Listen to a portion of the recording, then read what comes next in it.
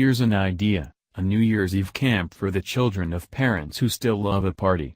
Not just drinks, a dinner, but a party, you know, a thing that starts gently with a plastic glass and chatter about school catchments and then joyfully descends. A New Year's Eve camp that starts today, lunchtime, where children collect by the campfire in full excitement and coats, and their parents, vibrating with guilt, cover them with weighted kisses before dashing off to shave their legs and put a record on. The camp could be in Elstree. Somewhere like Elstree.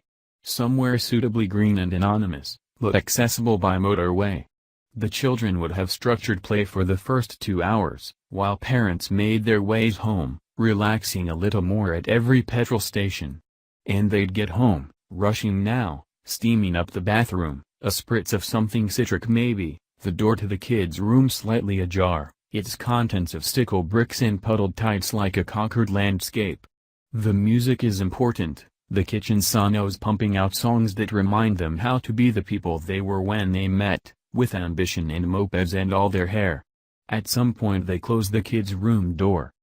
At camp, the muddied children would sit in a circle and drink hot chocolate, while the parents arrive at their friend's house a little too early, too excited, wielding a bottle like a passport. In the hall they fast-time the children, who are anxious to get back to their midnight feast, and when they hang up the parents kiss with a passion that at first feels performative, but eases into something real. Then the party would start to wobble slightly, they're on a boat that's leaving shore. The kitchen would become a ballroom, someone's DJing from their phone. At one point a podcast about the ethics of euthanasia comes on and everyone keeps dancing. A cat sleeps furiously on the pile of coats, a marriage breaks down in the garden, 1,000 intimacies are forged in the smoking area.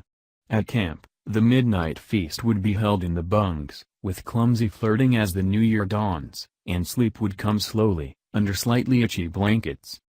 The real beauty of the camp, however, would not be in the New Year's Eve activities, but the accommodation for up to 4 days following: climbing, fire pits, swimming, song.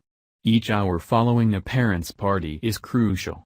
Home at 4, ordinarily they would be woken again at 7, and chucked face first into a pit of toast and cartoons.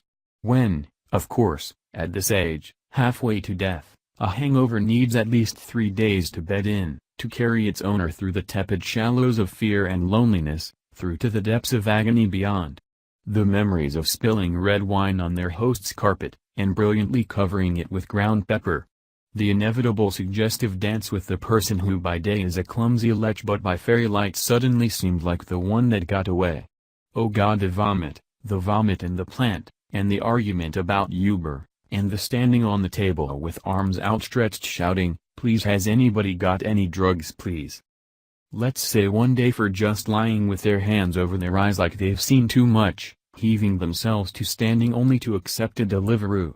Let's say another day to gently phone around, researching the truth, rehydrating the relationship.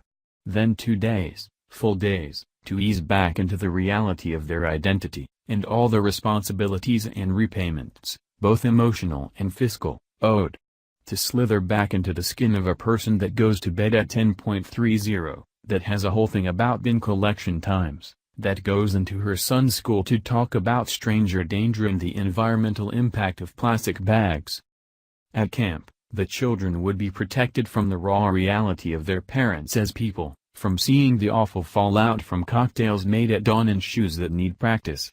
Returning from Elstree, somewhere like Elstree, ruddy cheeked and vital on 4th of January, the children would smell nothing, see nothing, it would be almost spring, and they'd have learned how to make flapjacks, and their parents are alive, and that's all they'd need to know.